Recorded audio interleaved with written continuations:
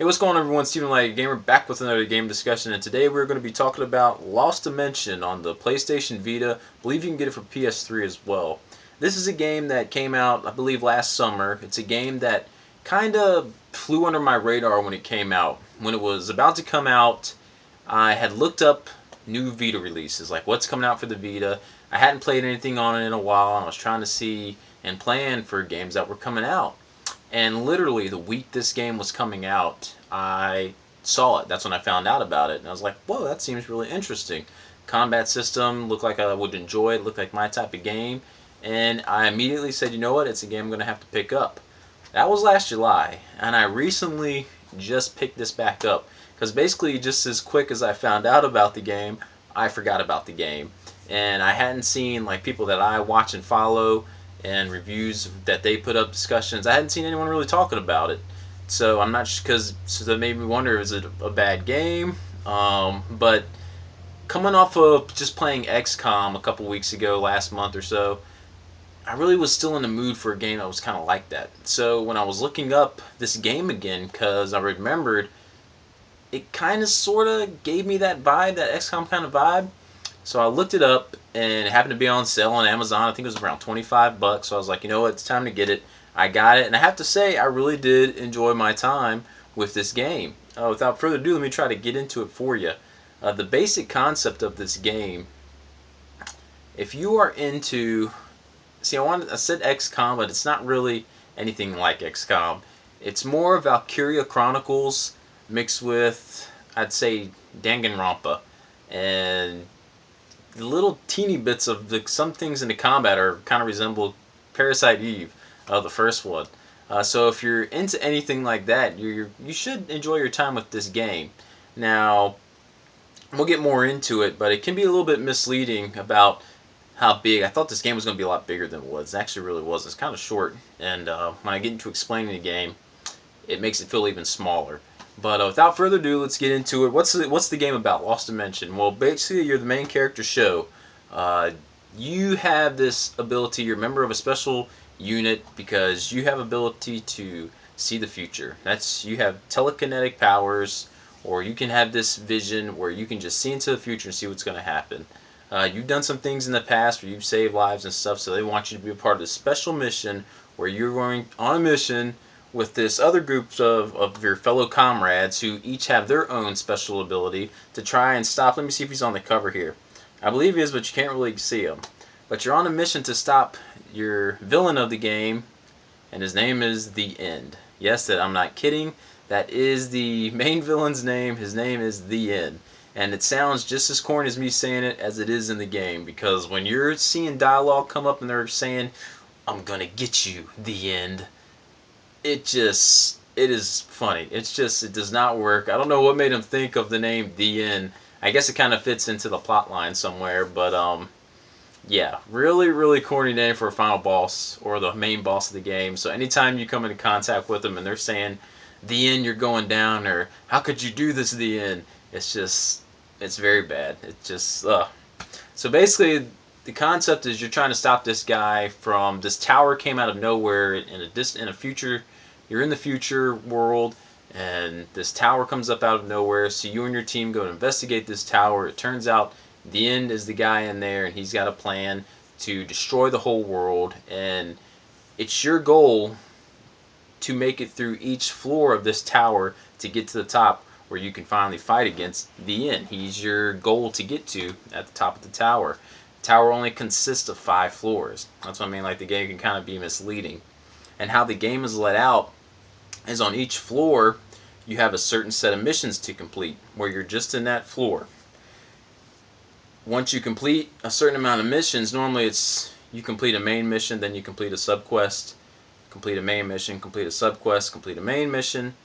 Another subquest will pop up, but you can ignore that, and then you can move on to the next floor. So after completing 3 main quests per floor, you're allowed to move on up to the next floor, and that's how you kind of proceed with the game. A little bit more to it than that, because like I said, this is a game that shares things with Valkyria Chronicles and Danganronpa and other games all kind of meshed into one.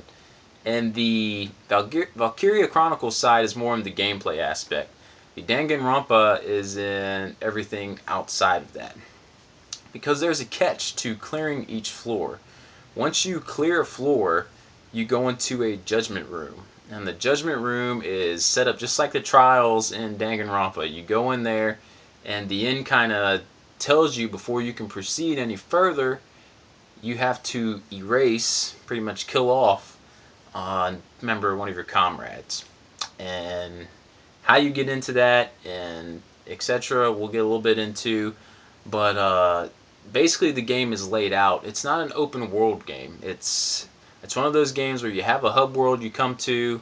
It's got the text boxes you can click on to talk to people, equip your characters, select your inventory and skills, buy more items and stuff, and then you click on another thing that sends you right back into a screen that has the missions laid out for you, and you can go and play out the missions. And after that, when you've cleared everything and the judgment room opens, that text will pop up in that hub world to let you go into the judgment room.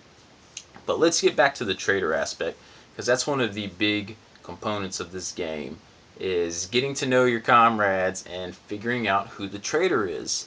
Because if you go into the judgment room and you don't know who the traitor is, you can wind up erasing someone who's not the traitor, and having traitors in your party at the end and killing off people you weren't supposed to kill off can have some negative effects on how the end game plays out for you. So how do you find that out? How do you find out who the traitor in your group is? Basically, when you go into a game or a mission, you have a select amount of characters you can take with you. I believe each map you can take 6 characters with you. And you start off with, I want to say there's 12 people that you select from in this game. And Sho is always in the party. He's in every one, you can't take him out. Basically, you find out who your traitor is by mix and matching your groups. You mix and match your groups when you go out and complete a mission, and at the end of the mission, Sho will see these visions, and you'll see all this text pop across the screen of people saying stuff, and sometimes some letters will flash up in red. If that happens, that means there's a possibility the traitor is in your party. And you'll get to the in-game screen when you clear a mission after all that, and it'll show you how many voices you heard during this scenario of him seeing these visions. If you've seen one voice, it'll say it on the side. If you see one voice and there's absolutely the traitor is in that group. So now it's narrowing down to which one of the 6 people it is, and that's where you get into mix and matching the groups up. It sounds confusing as all get out, I know. But once you get into it and start playing it is when you really get the hang of it and start figuring it out. It's tough to explain, but it's easy to figure out once you get into it, your process elimination, because you can keep repeating quests on each floor as many times as you want. If you want to play through a subquest that's really easy 20 times just to make sure you know who the traitor is, then by all means you do that, because you can if you want to. There's no limit to it. And Sho is also equipped with these abilities. Once you finish a main quest, he can go into a thing called Deep Vision, where in the hub world he can search through someone's mind and go through a little mini game. If I suspect someone, there's a character in the game named Yoko. If I believe she is the traitor, I can go into her mind, play this little mini game as pretty much you walking into a straight line until you find her. And once you do that 3 times, it lets you know if she actually is a traitor or not. It'll say, yes, she is. There you go, you know who your traitor is. Or it'll say, no, she's not. And it'll mark her as safe. So, you know she's not the traitor. But these points are limited, so you got to be wise how you use them, because you can only earn a point once you clear a main mission, and there's only so many main missions in the game. So really try to avoid using that until you are for sure you need to use it. But how does the game play out? Like I said, it's more Valkyria Chronicles style. Basically, each floor is laid out like a strategy game, more along the lines of an XCOM in that sense, or Parasite Eve, where you have this free roaming map. You're not set on grid spaces or anything. Each character, with their own unique abilities and such, has the ability to move all around the map. And it's kind of like XCOM, where you have a movement action, and then you have another action where you can either attack, use an item, you can wait, you don't have to do anything. Sorry, my hair's probably poofing out anywhere. I just got out the shower, so ignore the mess that's going on. It's starting to get all in my face. But you get those 2 actions. Sometimes you can pop your character to have more than one action. but that's through skill trees. That's pretty much how the game's, once you level up a character or you get leveled, you get skill points to put it into a tree to kind of design a character like you like. And there's a bunch of selections in these skill trees to kind of really twerk a character like you want it. Like there's not just one path to follow for one desired thing. You can mix and match stuff within their path to make them a really unique character that you play with. But what happens when you lose a member or erase them? Sorry for falling asleep. Well, when someone gets erased during the judgment section of the game, they leave a piece of materia behind. That's pretty much their embodiment in this materia, where all their abilities can get transferred over to another character. So, and it can be switched around for whoever you want. So say if you're a healer, there's pretty much only one healer in the game, and if he goes down because he was erased, then someone else has to do the healing. So it's a good system that they made to transfer that over, because you could be screwed and not have a healer the rest of the game if it so works out that way. And that's a really cool system to implement, because very early on in the game, one of the people who were my traders was my favorite character to play with. He dealt the most damage for me. I really enjoyed having him in my group, and sure enough, he was a traitor. And it sucked. I did not want to lose him from the party, but luckily enough, his abilities carried over to someone else, so all was right with the world in the end. I just really missed his personality there.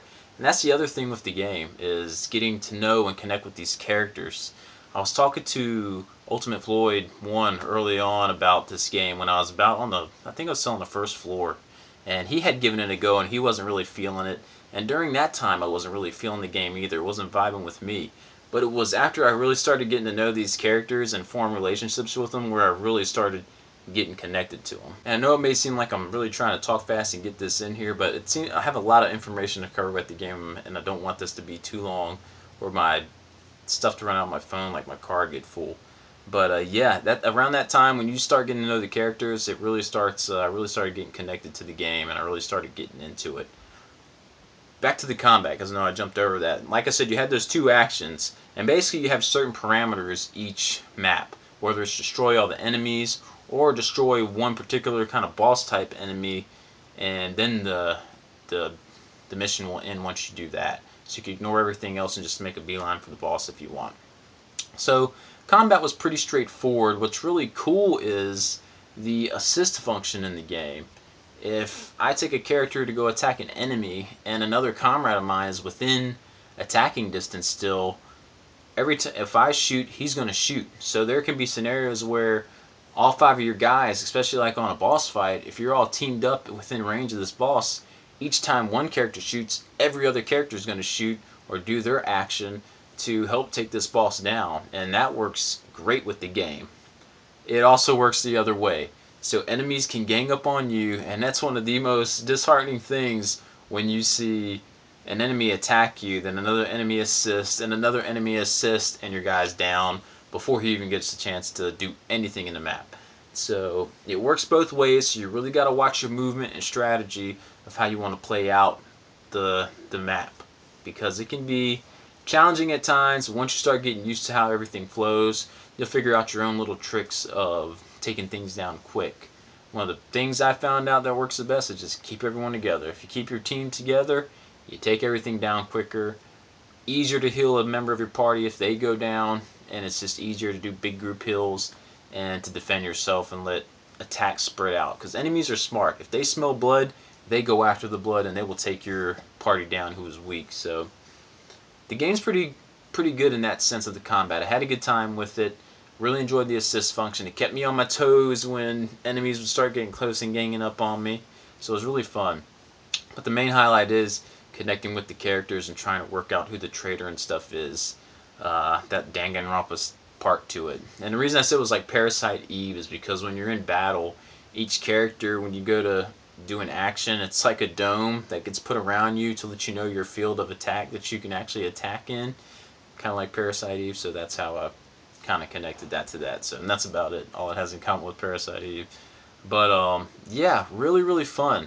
The music, it's like Danganronpa music. When you hear that first intro song that plays in when you start a game and that like first cutscene rolls in before you get to the menu screen, you're gonna think this is straight ripped from Danganronpa, this soundtrack. So really has a lot of stuff that connects to that. So music was good.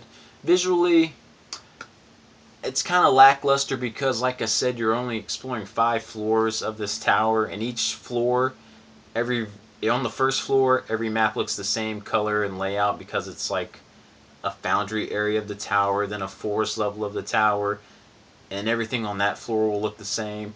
So it doesn't have a lot of variety in the visual department, but it gets the job done. It kept me going through the game, and it didn't bother me at all. But it's I wouldn't know what it would look like on PS3. I'm kind of curious. If it looks better or looks worse than this, but everything looked like the characters looked good and stuff like in the battle, and the animations and action look really cool. They were doing a good spell or something. Um, Other than that, man, I can't think of anything else. I would just say for 25 bucks, I feel like I really got my money's worth out of it. I enjoyed it. I believe I beat it in under 25 or less hours. I don't even know if it was that long. And I don't think I got a good ending, but I think there's an ending where you can form bonds with all these characters, and if you form a max level bond with every character in the game, then I think you get a real true ending or true final boss fight. And since 3 of your people get erased, or man, even more than that, a lot of your people get erased during the game, you can't finish those bonds. So it's all about going back and replaying it because the game randomly chooses who gets erased after each floor. So going back in, replay, and hopefully that character not getting erased and forming that bond, then getting the final ending is pretty much how it goes. So like I said, with all the characters in the game, and I might have 1, 2, 3, 4, 5, 6, 7, 8, 9, 10. It's 11 people, 12 characters including the bad guy. So 11 characters who are make up your party. But I really enjoyed it. Really enjoyed it. I'd say give it a go if you're into those type of games. Kind of stick with it. If you can get it on the cheap, I would say that 40 bucks. Kind of would have been pushing it as far as hours and just how kind of small the game feels, but for 25 I thought it was solid. Really enjoyed it, which I'd hate to put a price tag on my enjoyment, but I feel if I would have paid 40 for it, I probably would have been mad that it wasn't longer or something, but I still had a great time with it. So look some stuff up, chat with me about it, talk to me, ask me about it. I'll try to help you answer some questions for you, but Lost Dimensions, give it a go. That's it. Like a gamer, like it out.